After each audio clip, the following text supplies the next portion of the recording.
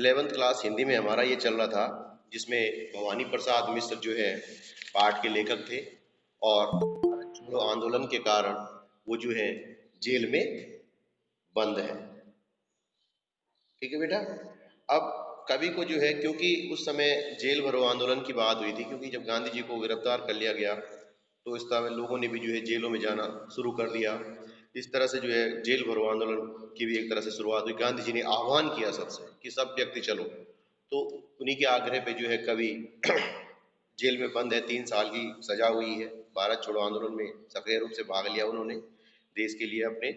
तो इसमें जो है कवि को अपने घर की याद कैसे आ रही है, अपने माता पिता की याद आ रही है, उसको अपने भाई बहनों की याद आ रही है, किस तरह से जो है अपनी माता जी की चारित्रिक विशेषताएं बताई, अपने पिता की विशेषताएं बताई। यहाँ पे अपने भाई और बहनों के बीच का जो प्रेम था वो बताया है। फिर जब लेखक की याद में लेखक ने जो है एक कल्पना की है कि जब उसकी याद में उसके पिता दुखी हो रहे होंगे तो उसकी माता जी जो है उसके पिता को समझा रही होगी। भले ही उसकी माता जी भी अंदर से दुखी होंगी, लेकिन वो उसके पिता को समझा रही होगी कि अगर आप ही जो है घर के बड़े सदस्य हो, आप घर के हमारे एक तरह से मुखिया हो, और अगर आप ही अपना मन अगर छोटा करेंगे तो क्या होगा, आपको देख करके और बच्चे भी रो पड़ेंगे। तो इस तरह से जो है उसकी माँ लेखक के पिता को भी समझा रही होगी, उनको थोड़ा सा हौसला उनका बढ़ा रही होगी। भले ही उसकी माँ भी अंदर से दुखी होगी, क्योंकि बेटा तो उनका भी जेल में है। ठीक है बेटा। तो इस तरह से जो है फिर उनकी उसकी माँ ने जो है उसके पिता को भी, लेखक कह रहा है कि मेरी माता जी ने जो है किस तरह से मेरे पिताजी को समझाया होगा। उन्होंने ये कहा होगा कि भाई तुम्हारा बेटा है, अपने देश के लिए जेल गया है, इसमें कोई बड़ी बात नहीं, उसने हमारा और हमारे खानदान का नाम रोशन किया है, और आप हमारे परिवार की भी ये परंपरा रही है, आपका भी ये सपना रहा है कि मतलब हमारे परिवार के लगभग सभी पीढ़ियों ने जो है स्वतंत्रता आंदोलन में हिस्सा लिया है। ये हमारी ली गई एक परिपाटी जो होती है बेटा। ठीक है। इस तरह से जो है लेखक ने जो है बात की अपने परिवार के बारे में, अपनी माता जी के बारे में। अनपढ़ है वो, उनके पिता चुस्त दुरुस्त है जबकि बूढ़े हो गए हैं, लेकिन अपने आप को जो है उन्होंने एकदम चुस्त दुरुस्त रखा हुआ है, कसरत करते हैं, धार्मिक प्रवृत्ति के हैं, पूजा पाठ भी करते हैं, यानी कि गीता का पाठ रोज करते हैं। तो इस तरह से विशेषताएं अपने पिता के लेखक ने बताई। तो सावन को कह रहा है कि हाँ, सावन को नहीं, पहले तो लेखक की माँ ने समझाया होगा कि अगर वो अपने कदम पीछे हटा लेता, अगर देश के लिए जो है जेल जाने से डर जाता, तो शायद उस जो है मेरी कोख को जो है लजाना, कोख लजाना मीन्स मतलब अपनी माता का जो है बदनाम होना एक तरह से, कि भाई कैसे बेटे को जन्म दिया इसने, बिल्कुल नालायक। लेकिन अब उसने अच्छा काम किया है तो बोलते हैं कि धन्य है वो माँ। नहीं होता कि जब कोई हमारे यहाँ सैनिक होता है बेटा, हमारे देश की रक्षा करते हैं सैनिक, तो जब वो खूब कोई काम करते हैं उनको मेडल मिलता है। जब वो मेडल ले रहे होते हैं, यानी किसी युद्ध के बाद कहीं से लड़ाई जीत जाते हैं, फिर उनको मेडल मिलता है। जब हम उनकी परेड देखते हैं, उनको मेडल मिल रहा है राष्ट्रपति के हाथों, तो बड़ा गर्व होता है, महसूस होता है, तब मन होता है कि वाह, धन्य है इसके माता पिता जिन्होंने ऐसी औलाद को जो है पाल पोस के बड़ा किया है। यानी कि माता पिता की बात आती है ना कि धन्य है वो माता जिसने ऐसे वीर सपूतों को जन्म दिया। आज हम भगत सिंह की बात करते हैं या चंद्रशेखर आजाद की बात करते हैं, तो वही बोलते हैं कि धन्य है वो माता पिता जिनकी कोख से जो है ऐसे बच्चे जो महापुरुष होते हैं वो जन्म लेते हैं। तो यहाँ तक कि माँ की बात आती है, तो यही लेखिका की लेखक की माँ भी कह रही है कि भाई अगर मेरा बेटा अगर स्वतंत्रता आंदोलन से पीछे हट जाता, अपने कदम पीछे खींच लेता, तो वो मेरी कोख को लजाता।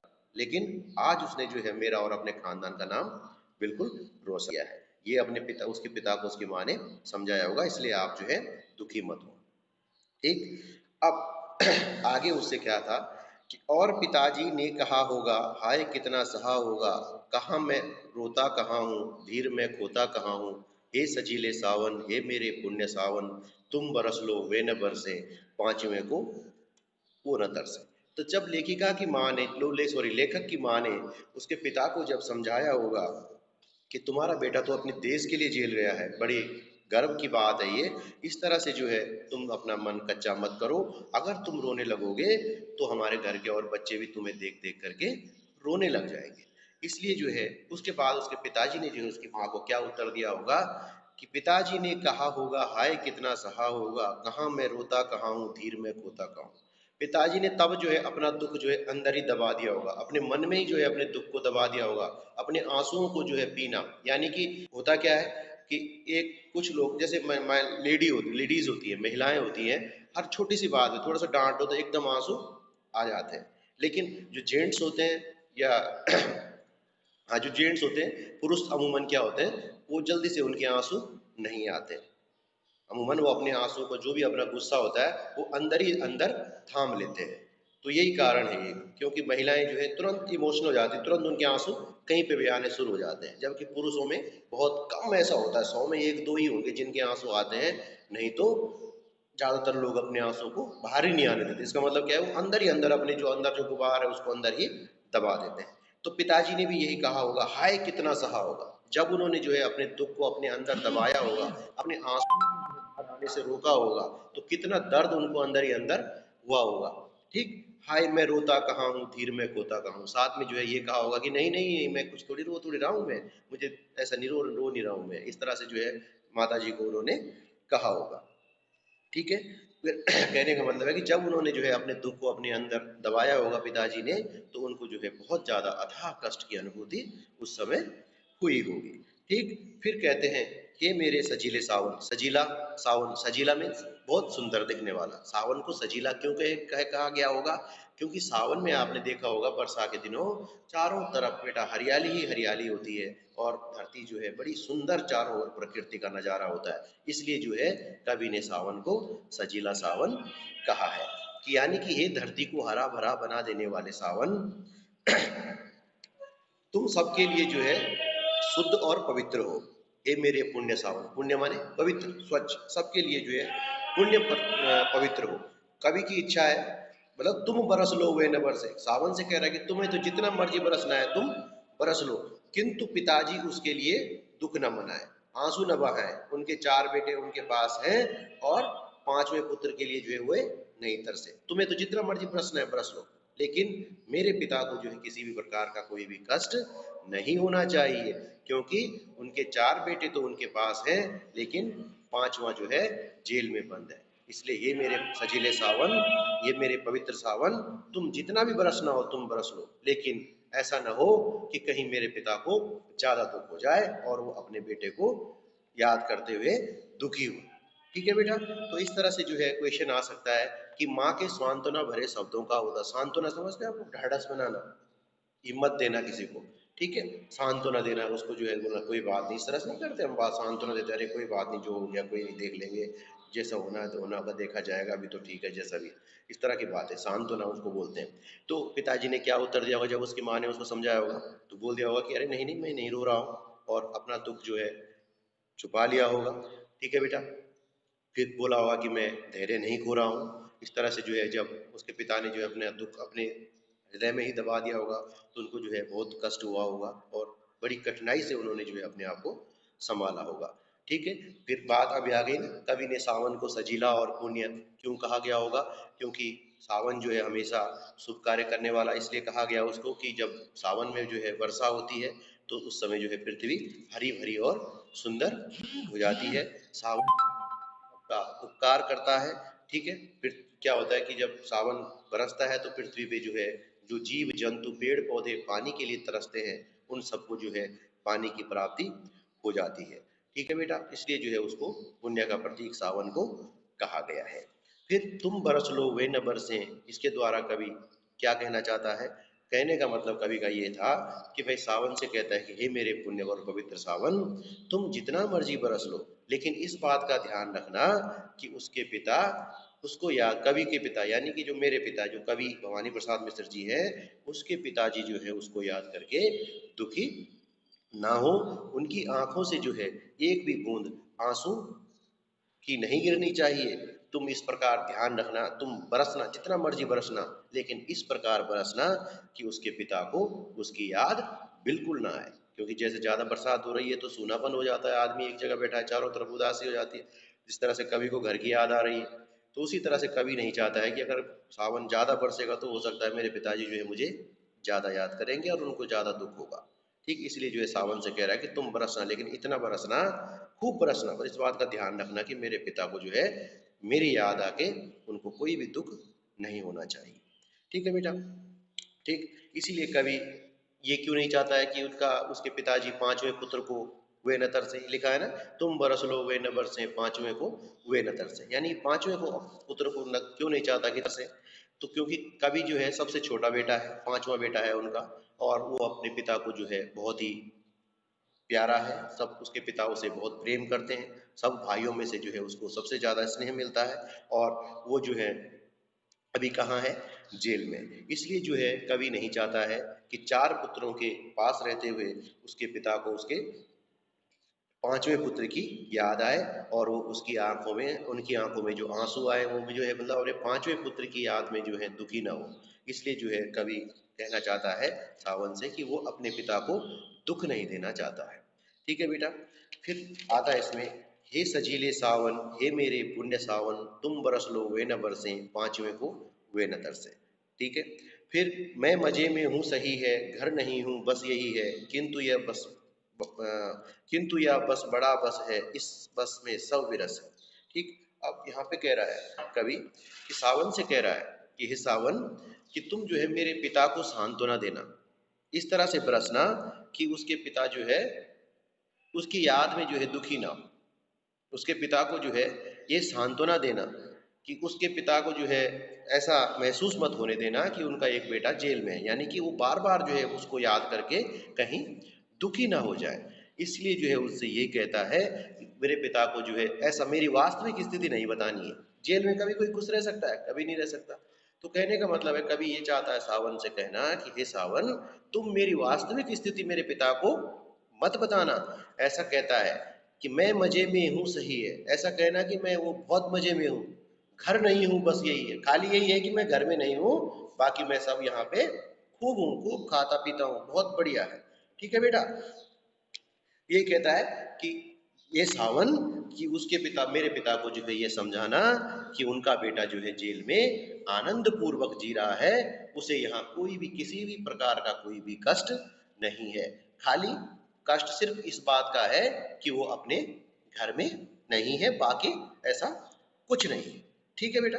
और घर और परिजनों का जो अभाव है वही सबसे बड़ा अभाव है, यानी कि वो सबसे ज्यादा दुख उसे इस बात का है कि वो अपने घर में नहीं है, बाकी जेल में उसे किसी तरह का कोई भी कष्ट नहीं है। इसलिए जो है कवि सावन से जो है ये कहता है कि घर में जो है झूठ बोलना, अगर मेरा संदेश जो है मेरे घर वालों को दोगे तो मेरी वास्तविक स्थिति का मत बताना घर में कि कवि की स्थिति कैसी है, उनको ये कहना कि मैं जेल में बहुत खुश हूँ और मजे में हूँ मैं यहाँ पे। ठीक। खाली दुख इस बात का है, थोड़ा सा याद घर की आती है, बस इतना ही है कि मैं घर से दूर हूँ, बाकी मुझे यहाँ पे किसी चीज की कोई कमी नहीं, यानी कि झूठ बोलने के लिए कहता है।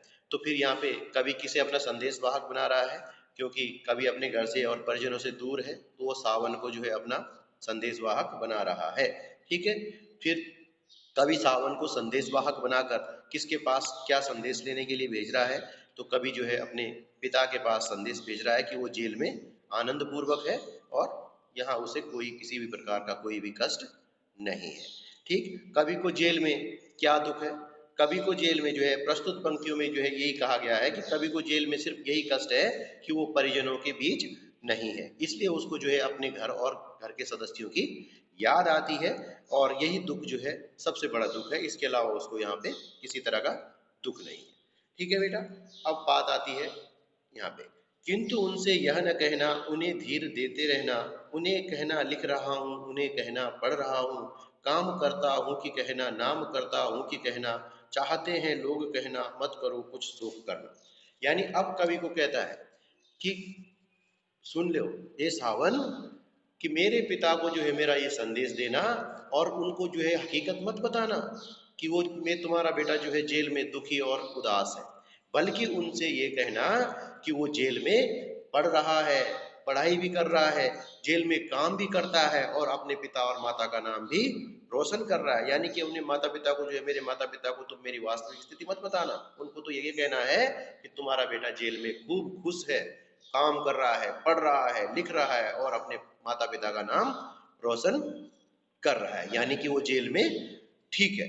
ठीक। उनसे ये कहना कि वो अपने अपने माता पिता का नाम जो है यहाँ पे जेल में ऊंचा कर रहा है, खूब काम करता है, पढ़ता है, लिखता है, खाता है, पीता है खूब, ठीक है बेटा, क्योंकि कवि ये चाहता है कि उसके पिता उसके याद करके दुखी नहीं हो।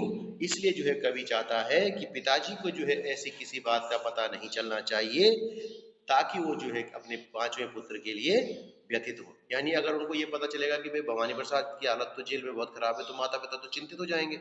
इसलिए कवि जो है अपनी वास्तविक स्थिति से जो है अपने पिता को बताने से सावन के लिए, सावन को जो है अपने पिता को बताने के लिए मना करता है।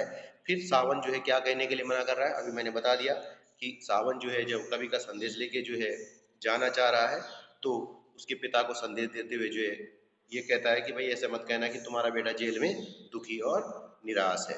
ठीक, कवि सावन द्वारा क्या संदेश भेजता है, कवि सावन द्वारा संदेश भेजता है कि वह जेल में पढ़ने लिखने में व्यस्त है, जेल में काम भी कर रहा है, अपने पिता का नाम रोशन कर रहा है, जेल में लोग जो है उसे बहुत प्यार करते हैं। ठीक, और वह चाहता है कि उसके पिता उसे याद करके दुखी ना हो। ठीक है बेटा, फिर झूठा संदेश भेजकर कवि क्या चाहता है, झूठा संदेश भेजकर कवि चाहता है कि उसके पिताजी को जेल में के जीवन की कठिनाइयों के संबंध में जो है पता नहीं चलना चाहिए कि जेल में जो है कितनी कठिनाइयां हैं। जेल में सच में कोई कभी आनंद में रह सकता है? नहीं रह सकता। इसलिए जो स्थिति को जो है अपने माता पिता को बताने से रोक रहा है। ठीक है बेटा, फिर लास्ट में है, सावन को और बोलता है कि जब मेरे माता पिता मिलेंगे तो उन्हें ये कहना, और कहना मस्त हूं मैं, कातने में व्यस्त हूं मैं, वजन 70 शेर मेरा और भोजन ढेर मेरा। कातना में सूत कातना हो सकता है, कताई होती है ना, चरखा एक राष्ट्रवाद का प्रतीक बन गया था आजादी के समय। जब विदेशी वस्त्रों का बहिष्कार हुआ, लोगों ने जो है विदेशी वस्त्रों को जलाना शुरू कर दिया, तो लोगों ने जो है चरखा काट के जो है घर घर में सूत बनाया जाने लगा। फिर जो है लोगों ने खादी वस्त्र को जो है बढ़ावा दिया। ठीक है, तो इस तरह से जो है और कहना मस्त हूँ मैं, कवि सावन से कह रहा है कि ये सावन ऐसा कहना, मेरे पिता को मेरा संदेश देना कि मैं जेल में मस्त हूँ, सूत कात रहा हूँ, कपड़े बुन रहा हूँ यहाँ पे, वजन 70 शेर मेरा, और यहाँ पे आके जो है मेरा क्या है, वजन बढ़ गया है, और खूब सारा मैं जो है यहाँ पे भोजन करता हूँ, और मेरा इससे क्या हो गया, शरीर भी स्वस्थ हो गया है, वजन भी खूब बढ़ गया है। ठीक है, यानी कि खूब खा रहा हूँ मैं यहाँ पे, खूब पी रहा हूँ और खूब सूत कात रहा हूँ। ठीक है बेटा, अब कूदता हूँ खेलता हूँ, दुख डटकर ठेलता हूँ, और कहना मस्त हूँ मैं, यूं न कहना अस्त हूँ मैं। अस्त मीन्स समाप्त हो जाना। तो यही कहता है कि अब मेरे पिता को ये कहना कि मैं यहाँ पे बहुत खुश हूँ, पढ़ता हूँ, लिखता हूँ, खाता हूँ, पीता हूँ, खाने पीने से जो है क्या हो गया, मेरा वजन भी बढ़ गया है। ठीक है, मैं यहाँ पे जो है चरखा चला के जो है सूत काटता हूँ, ठीक है, ढेर सारा खाना खाता हूँ जिससे मेरा वजन बढ़ गया है, खेलता हूँ, कूदता भी हूँ मैं यहाँ पे। ठीक है बेटा, तो इस तरह से जो है वो अपने पिता के लिए जो है सावन के द्वारा संदेश भेजता है, कहता है कि ये मत कहना कि वो जो है दुखी और निराश है, उनको ये कहना कि उनका बेटा जेल में खूब मस्त है। ठीक है बेटा, तो इस तरह से जो है कवि अपने पिता को संदेश भिजवाता है कि वो जो है जेल में सूत काटने में व्यस्त है।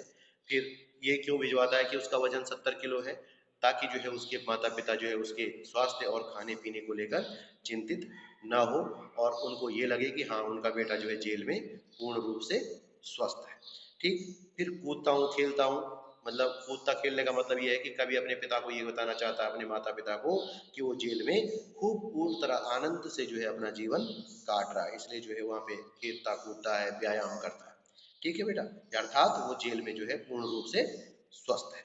ठीक, कवि जो है संदेश वाहक सावन को क्या करने से मना करता है, कवि जो है सावन को उसके जीवन की जो वास्तविकता है, हकीकत है, उसके माता पिता को बताने से मना करता है। वो नहीं है, वो कहता है कि वो ये मत बताना कि भवानी जेल में जो है बहुत ही कमजोर हो गया है और जीवन से निराश हो गया है। ठीक है बेटा, आखरा है, हाय रे ऐसा न कहना, हाय रे वैसा न कहना, कह न देना जागता हूँ, आदमी से भागता हूँ, कह न देना मौन हूँ मैं, खुद न समझूं कौन हूँ मैं, देखना कुछ पक न देना और उन्हें कुछ शक न देना। फिर यहाँ पे भी वही बात आती है कि देखो तुम जो है ऐसा न कहना कि जैसा दिखाई दे रहा है, मतलब जो मेरी वास्तविक स्थिति है वो मेरे घर में मत बताना। भूलकर ये भी मत कह देना कि मैं जो है डर और भय के मारे, चिंता और डर के मारे जो है जेल में रात भर जागता रहता हूँ, मुझे यहाँ पे नींद नहीं आती है, ये मत बताना घर में। ठीक है बेटा, और अपनी परछाई से भी अब मैं जो है डरने लगा हूँ, और कहने का मतलब है कि अब मैं जो है न तो किसी से बोलता हूँ न कुछ कहता हूँ, चुपचाप रहता हूँ। यहाँ तक कि वो अपनी यहाँ पे मैं सुध-बुध भूल चुका हूँ। कुल मिला के बात ये है कि तुम जो है गलती से भी मेरी वास्तविक स्थिति मेरे माता-पिता को मत बताना। ठीक है बेटा?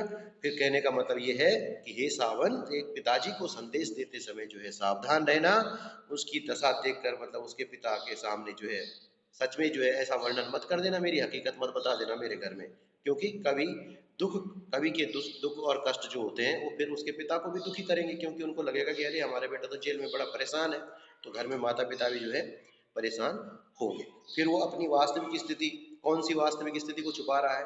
कवि जो है ये छुपा रहा है कि जेल में चिंता के कारण जो है वो रात रात भर जागता है, अर्थात उसे नींद भी नहीं आती है, वो निराश हो चुका है, आदमी की परछाई से भी वो दूर भागता है, जेल में चुपचाप रहता है और अपनी सुध बुध भी खो चुका है, यानी कि वो जो है जेल में उसकी स्थिति अत्यंत दयनीय हो चुकी है, लेकिन वो इस बात को अपने परिजनों को नहीं बताना चाहता है। ठीक है? फिर यहाँ पे पानी रात भर गिरने और प्राण मन में गिरने से आपस में क्या संबंध है? तो यही बात आ गई है कि भारत छोड़ो आंदोलन में सक्रिय रूप से भाग लेने के कारण कवि को जो है कारावास की सजा हुई है। तो तभी जो है सावन में रात में वर्षा की झड़ी लग जाती है, तो सावन को जो है मिलन की ऋतु माना जाता है। पहले भी बात आई है, क्योंकि इस समय जो है बहनें मायके जाती हैं सब। ठीक है बेटा? तो जिस प्रकार जो है आकाश में जो है आकाश में बादल गिरकर बरसते हैं, इसी प्रकार जो है कवि के मन में जो है जैसे जैसे बादल तेज बरसते हैं उसको जो है अपने घर की याद आने लगती है, और उसका मन जो है हमेशा घर की स्मृतियों में विचरण करने लगता है। फिर बहन आई माई बाप के घर, मायके आई बहन के लिए जो है कवि ने परिताप, परिताप बोलते हैं बेटा दुख, उसको जो है मायका क्यों अच्छा नहीं लगा होगा। जब कवि की बहन मायके आई होगी, बड़ी खुशी से जो है मायके आई हो, जब उसको मायके आके जो है पता चला होगा कि उसका एक भाई जो है जेल में बंद है, तो उसको जो है मायका बिल्कुल भी अच्छा नहीं लगा होगा, उसको जो है मायके में आके बड़ा दुख हुआ होगा। ठीक है बेटा? तो इस तरह से जो है आज ये चैप्टर भी आपका मैंने रिवाइज करा दिया है आपको। अब आप नेक्स्ट पीरियड के लिए फ्री।